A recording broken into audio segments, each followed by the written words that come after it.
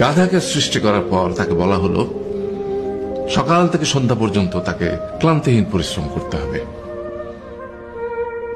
সারা জীবন তাকে পিঠে ভারী বোঝা বইতে হবে, খেতে পাবে শুধু ঘাস, আর তার মাথায় কোনো বুদ্ধি থাকবে না।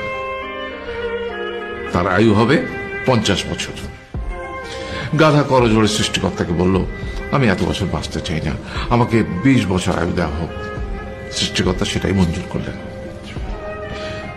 কুকুরকে যখন সৃষ্টি করা হলো তখন তাকে বলা হলো যে সে হবে মানুষের সবচেয়ে বড় বন্ধু, কিন্তু সে খাবে মানুষের উচ্ছিষ্ট, এবং তার আয়ু হবে 30 বছর।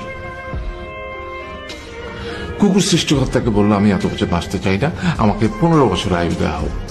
সেটাই মঞ্জুর করা হলো। এরপর বানরকে বলা হলো, তুমি শুধু